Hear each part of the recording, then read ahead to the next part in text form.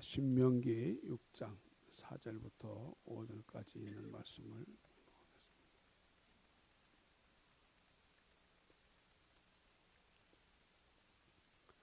신명기 6장 4절부터 5절입니다.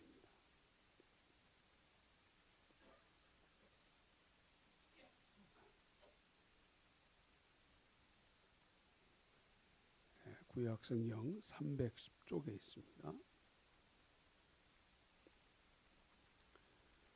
4절과 5절을 두 절을 함께 다 같이 합독해서 읽겠습니다. 시작.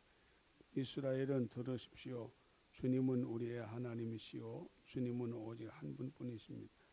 당신들은 마음을 다하고 뜻을 다하고 힘을 다하여 주 당신들의 하나님을 사랑하십시오. 아멘. 이제 우리 한동구 목사님 나오셔서 내 하나님 여호와를 사랑하라는 말씀을 하겠습니다.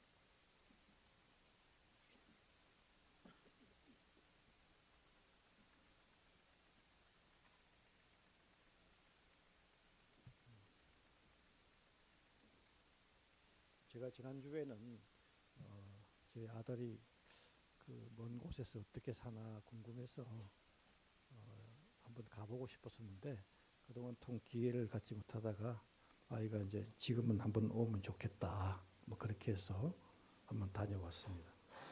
그러니까 그렇게 험한 곳에 살지는 않은 것 같아서 많이 안심이 되었습니다. 싱가포르라는 나라가 저는 그 독재 국가에 아주 그 뭐랄까 까다로운 국가인 줄 알았어요. 가보니까 그렇지는 않고 아주 평화롭고 또 어떤 활기가 넘치고 제일 제가 처음에 가서 감동을 받은 게 공항에 내려서 이제 그 주택으로 가는데 온 천지가 숲이었어요. 도시에 이렇게 숲이 많은 걸 아침에 일어나서 보니까 새 소리가 들리는 거예요. 너무 좋았었어요. 좋고 그래서 며칠간 즐거운 시간 보내다가 돌아왔습니다. 지난 1월 달에는 제가 우리가 하나님을 어떻게 헌신할 것인가 이런 주제로 설교를 했습니다. 2월 달에 오면서 하나님의 사랑, 하나님께서 우리를 어떻게 사랑했나 하는 점과 또 반대로 우리가 하나님을 어떻게 사랑해야 하나 하는 두 가지를 생각해 보려고 합니다. 그리고 이를 통해서 우리의 사랑이라는 주제 속에 우리의 사명과 우리의 길은 무엇인가 이런 점을 살펴보려고 합니다. 그래서 오늘은 하나님이 우리를 사랑했다는 것보다는 우리가 하나님을 어떻게 사랑해야 하나 하는 그런 얘기를 먼저 해보려고 합니다.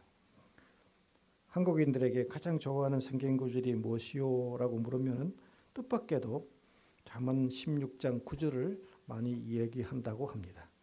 사람이 마음으로 자기의 길을 계획할지라도 그 걸음을 인도하시는 이는 여호와시라. 이 구절을 좋아한다고 합니다. 미국 사람들에게 가장 인기 있는 성경 구절이 무엇이요? 라고 물으면 요한복음 3장 16절입니다. 하나님이 세상을 이처럼 사랑하사 독생자를 주셨으니 이는 저를 믿는 자마다 멸망치 않고 영생을 얻게 하려 하심이라 했습니다. 그리고 이스라엘 사람들은 구약 시대에서부터 쉐마를 가장 중요한 하나님의 말씀으로 여겨왔습니다. 여러분들이 아마 쉐마란 말은 아주 많이 들었을 거예요. 쉐마의 중심 본문, 여러 본문들이 있는데 중심 본문은 오늘 읽었던 신명기 6장 4절과 5절입니다. 여기에는 4개의 문장이 있습니다. 그 가운데에 가장 중요한 핵심 문장은 하나님을 사랑하라 하는 이 명령인 것입니다. 우리 모두가 신앙의 가장 근본이 된 이 쉐마는요, 이스라엘 사람들이 집 밖에 문을 나갈 때 이런 이렇게 표시가 있어요. 그걸 손으로 잡고 그 성경 구절을 암송하고 돌아오면서 집 밖에 돌아오면서 또 그 구절을 가지고 암송하는 그런 구절이 바로 쉐마인 것입니다. 하나님의 어떤가는 명령은 우리가 하나님을 사랑해야 한다 하는 것입니다.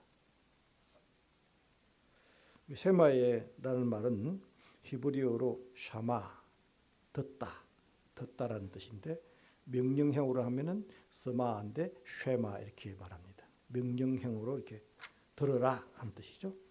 근데 이 들으라라는 이 명령형의 명령이 말이 조금 이제 의미가 확장이 되어 가지고 하나님께서 이스라엘 백성들에게 내리는 매우 중요한 말씀, 가장 중요한 말씀이라는 뜻으로 상징적인 뜻으로 이렇게 약간 확장되어서 이제 사람들이 쉐마 이렇게 말합니다. 이 쉐마는요 신약 시대에 예수님께서 쉐마를 가장 큰 계명이다. 우리가 이미 그 하기도 전에 예수님께서 인정했습니다. 한 서기관이 예수님께 묻습니다. 가장 큰 계명이 무엇입니까? 하고 예수님께 물으니까 예수님께서 답을 하기를 첫째는 주 너의 하나님을 사랑하는 것이다 라고 했습니다. 이 기준은 신명기 6장 4절 5절이죠. 5절을 말하고 있습니다. 둘째는 내 이웃을 내 몸과 같이 사랑하는 것이다 라고 답했습니다. 이것은 레위기 19장 18절입니다. 그런데 쉐마에서 표면적으로는 하나님 사랑만 언급하는 것 같은데 실제 그 내용 안에 들어보면 이웃 사랑을 포함하고 있습니다.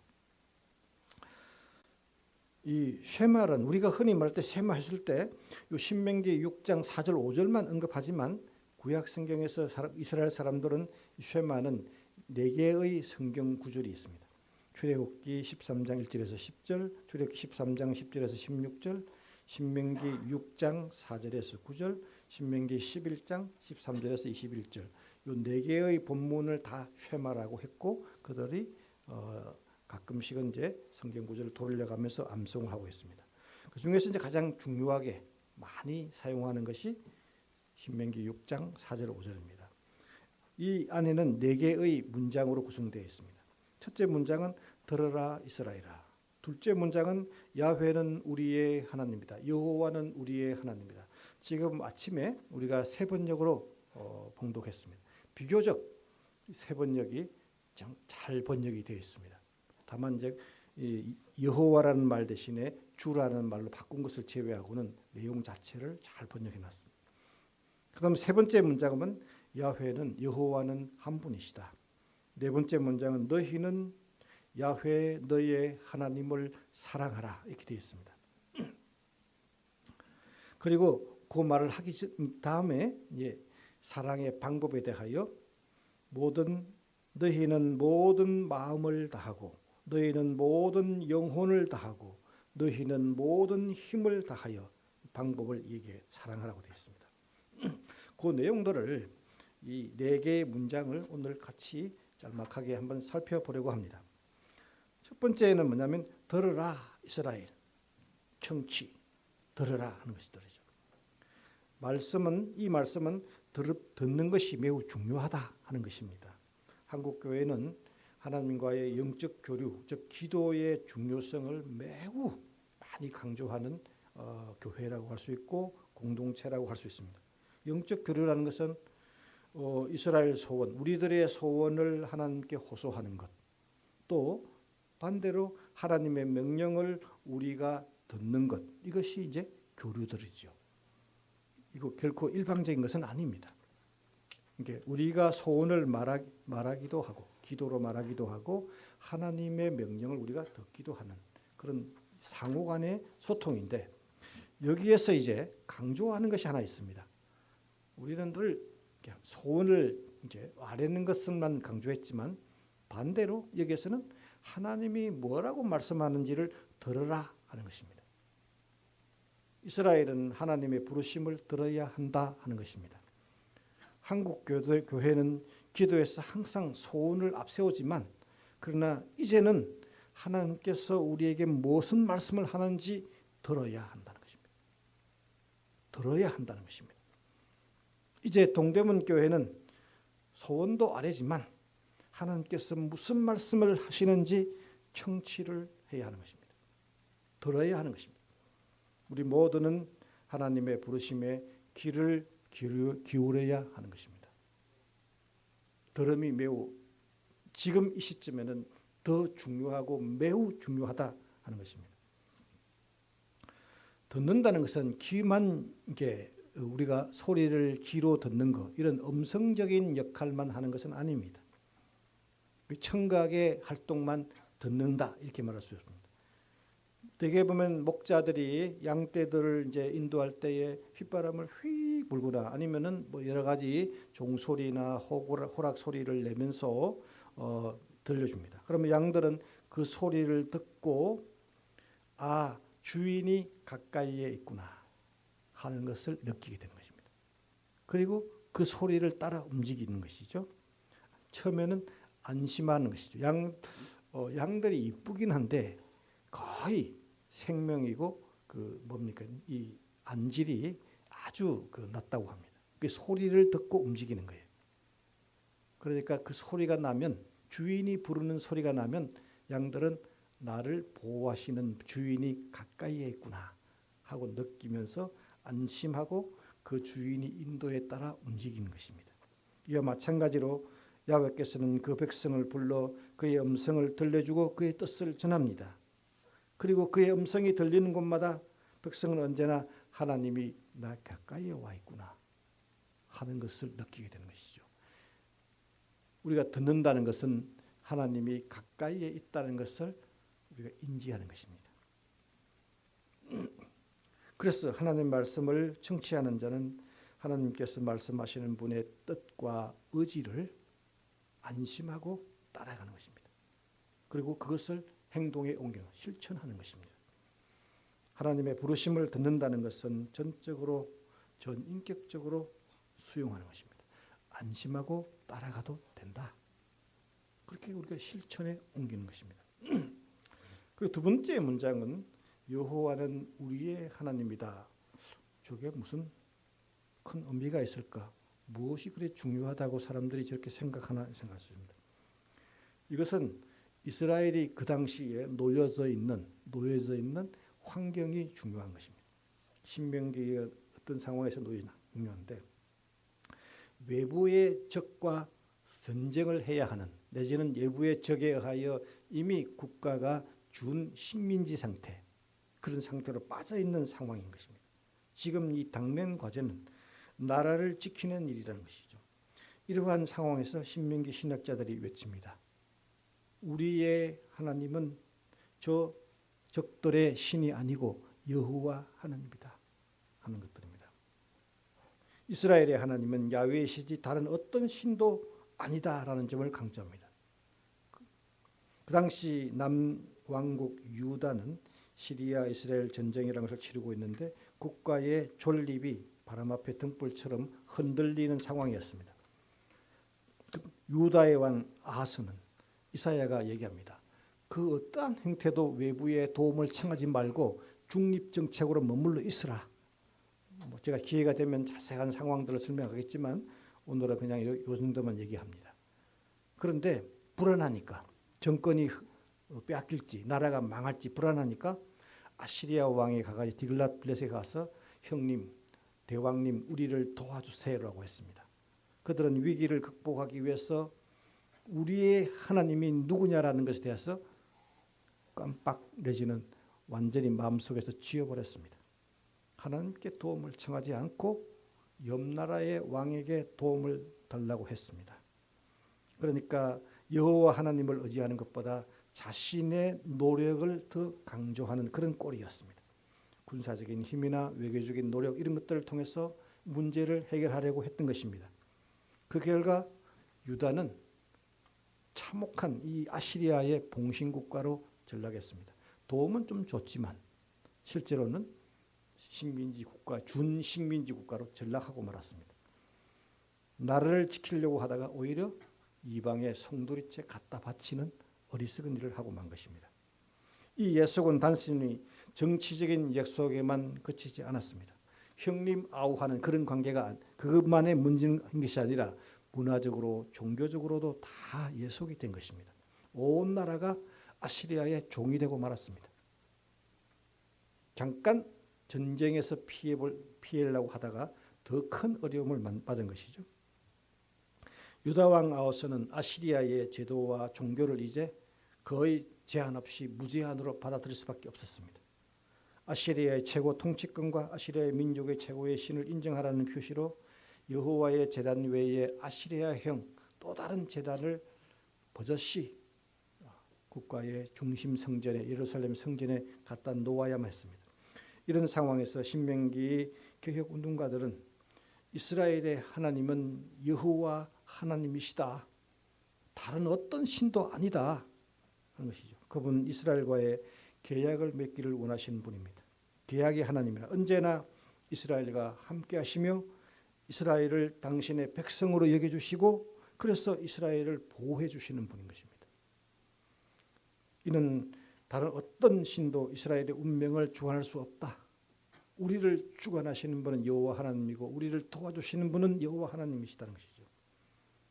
그러니까 한편으로는 이것은 겉보기에는 종교적인 선언이요 종교적인 결단처럼 보이지만 실제 내용은 정치적인 메시지이고 정치적인 결단이고 정치적인 선언인 것이죠. 우리는 결코 아시리아에 예속될 수 없다 하는 것들입니다. 또한 이스라엘의 하나님은 여호와 하나님이시다라는 그 주장 속에는 그들은 우리들이 지금까지 해왔던 선조의 하나님이라는 것을 말합니다. 우리의 하나님은 선조의 하나님이다. 이 말이 여러분들이 아마 구약 성경에서 이런 말을 많이 보았을 거예요. 아브라함의 하나님, 이삭의 하나님, 야곱의 하나님. 저 말이 무슨 말인가 이렇게 생각이 듭니다. 그것은 선조의 하나님이신데 그것은 인격적 교류를 하시는 분이다 이거죠. 인격적 교류라는 게 무슨 말이지요? 하는 것이죠. 가나안의 신들은 그 계급적인 사회의 가치를, 체제를, 시스템을 존중하고 종교가 그것을 뒷받침해주고 있습니다. 그런데 이스라엘의 종교는 여호와의 아브라함의 하나님, 이삭의 하나님, 야곱의 하나님 각자에 처해져 있는 여러 가지 상황들을 그리워서 하나님께서 인격적인 교류하면서 결코 계급과 지배를 옹호하지 않는 그런 하나님이라는 것입니다. 그러니까 아브라함의 하나님, 이삭의 하나님, 야곱의 하나님은 계급을 거부하는 지배를 거부하는 하나님이다. 그렇게 볼 수 있습니다. 그리고 결코 집단을 중시하면서 개인을 무시하는 그런 하나님이 아니라 한 사람 한 사람의 행편을 다 존중하고 지켜주고 인도해준다. 그런 뜻입니다. 그러니까 국가나 사회를 위해 일방적으로 희생을 강요하는 가나안의 가치를 거부한다는 뜻이에요. 소수의 강자를 위해서 다수가 약자가 희생을 당하는 그런 가치를 거부한다는 것입니다. 그리고 세 번째는 뭐냐면은 여호와는 한 분이시다. 조금 한 분이라고 하니까 여러분들이 그 느낌이 올 것입니다. 구약성서에 한 분 하나님 유일 신앙을 선포하고 있는데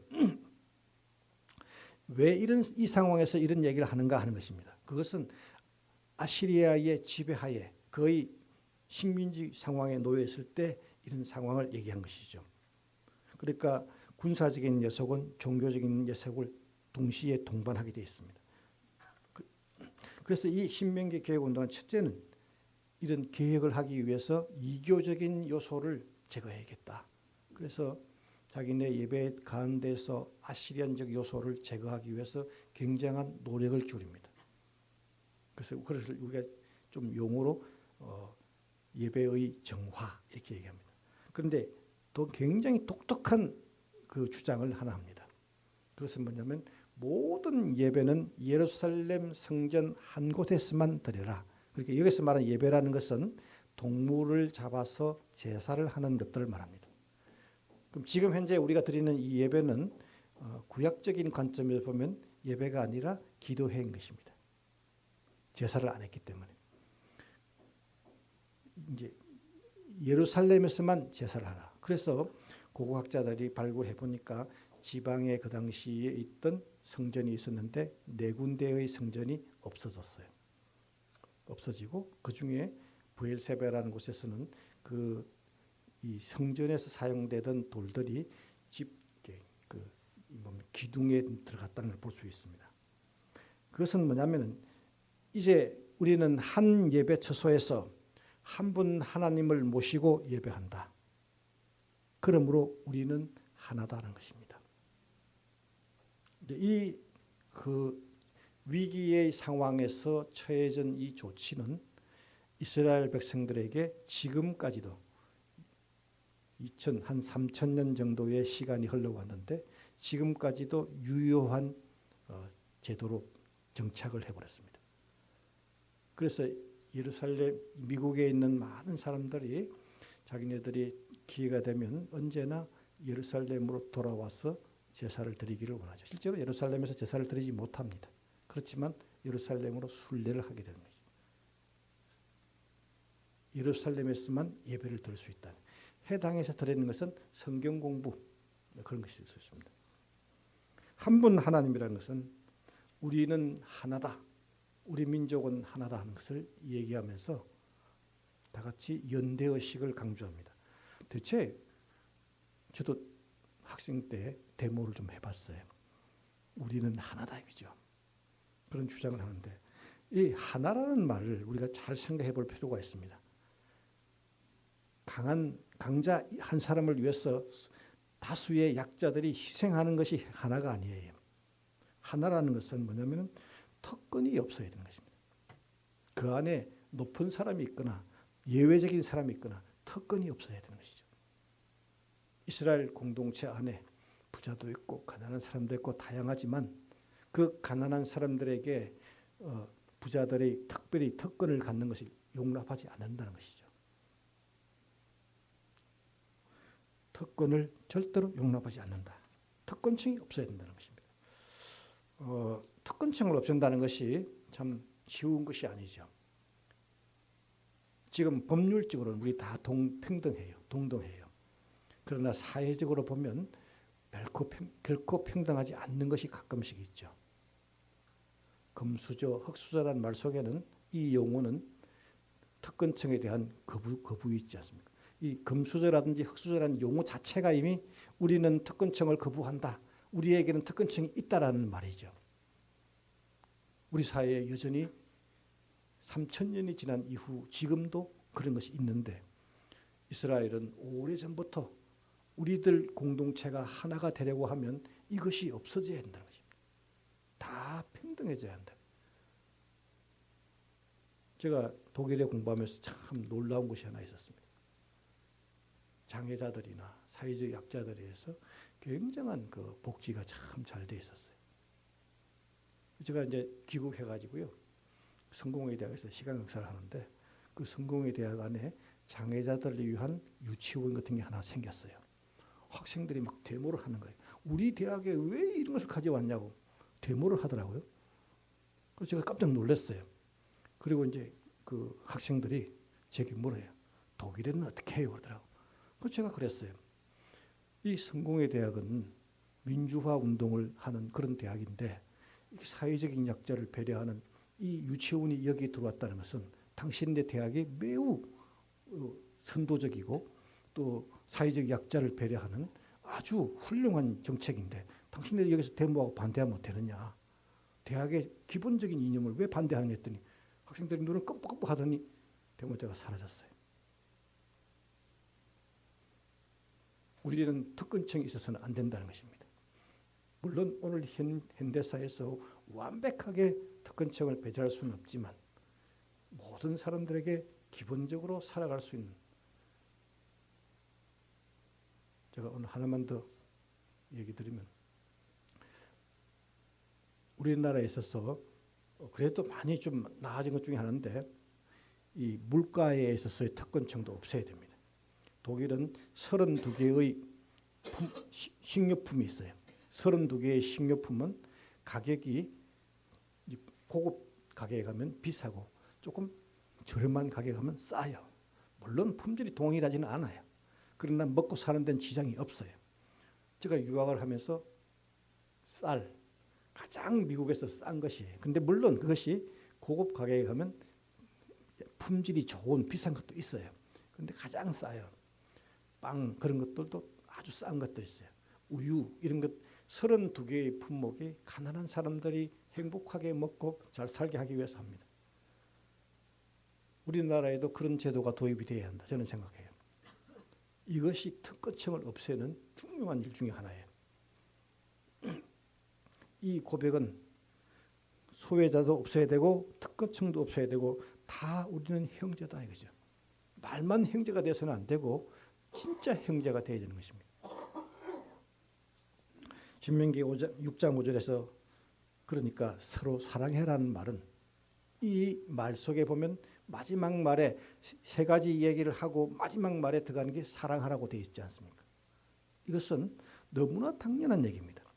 하나님을 사랑하는 자는 하나님이 하시는 말씀도 듣고 또 그들은 이 한 분 하나님에 대한 고백도 있고 또 우리의 하나님이라는 고백도 다 있는 것입니다. 가장 중요한 것은 어떻게 보면 하나님을 사랑하는 자는 이 모든 것을 다 수용할 수 있는 것입니다. 그 당시에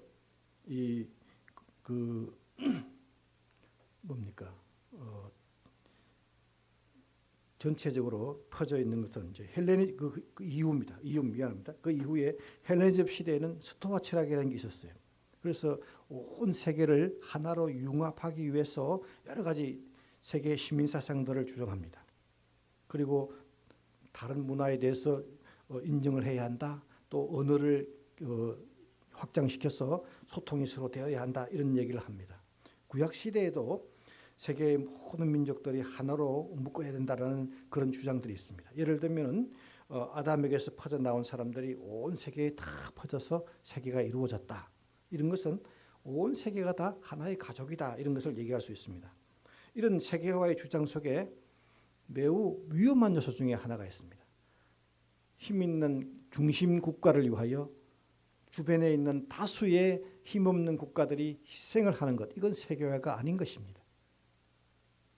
진정한 세계화는 바로 아까 저게 나라 안에서도 특권층이 없어지듯이 세계의 질서 안에서도 특권층이 없어져야 되는 것입니다. 여러분들이 보시다시피 텔레비에 보면 미국이라는 나라에서 너무 많은 큰 소리를 하고 너무 많은 요구를 하면서 그 중심 국가를 위해서 주변 국가들이 희생을 하는 것을 당연하다고 주장하는 그런 주장들을 가끔 보게 됩니다. 이건 성서적이지 않습니다. 아메리칸 퍼스트가 뭡니까? 그건 세계화가 아니라 그 독재적인 지배인 것이죠.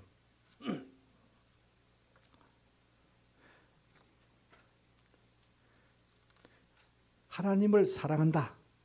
이것은 모든 것을 다 받아들인다는 것인데 그 당시의 상황에서 하나님을 사랑한다는 것은 첫 번째 뭐냐면 예언자들의 정신과 주장을 받아들인다 하는 것 뜻인데 예언자들은요 종종 이제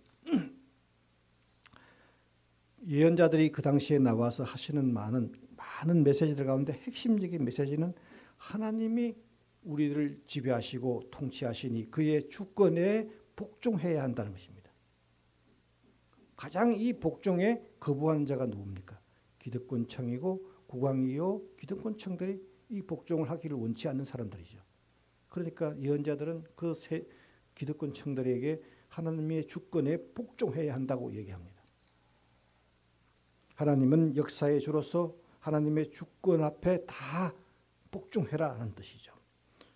그래서 이 하나님의 보호 아래 있기 때문에 예언자들의 메시지 속에는 한편으로는 이 하나님의 복종한다는 뜻 속에는 하나님을 두려워해야 한다. 또 한편으로는 신의 주권 아래 복종해야 한다. 이 두려움과 복종을 신명기에서는 다른 말로 표현했습니다. 하나님을 사랑해야 한다라고 했습니다. 두려워하고 또 복종해달라는 말 대신에 더 가까이에 다가가기 위해서 사랑하라 이렇게 표현한 것입니다. 그것도 전인격적으로 사랑하라. 이게 마음을 다하고 영을 다하고 힘을 다하여 사랑해라. 전인격적으로 전 존재적으로 하나님을 사랑하고 헌신하라는 뜻이죠. 그러니까 신명기 신학자들은 그들이 처해 있는 위기에 많은 이스라엘의 제도도 고치고 개혁도 합니다. 그런데 이 모든 것의 출발점 내지는 성공 여부는 하나님을 사랑한다면 그러면 그의 뜻을 순종하게 되고 청취하게 되고 그것을 실천하게 되면서 할 수 있다는 것이죠. 저는 이 동대문 교회가 출발 초도에 있는 많은 난제들이 있는데 그 많은 난제들 이것도 하고 저것도 하고 다 좋습니다. 그러나 핵심은 우리가 하나님을 사랑해야 하는 것입니다. 그러면 모든 문제들이 다 해결되는 것입니다. 모든 문제들이 다 해결된다는 것이죠.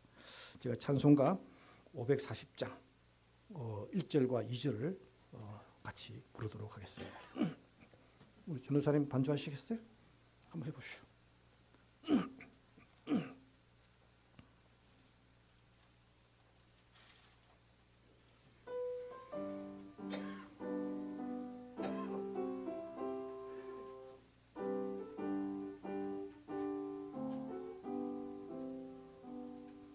주의 음성을 내가 들으니 사랑한단 말일세.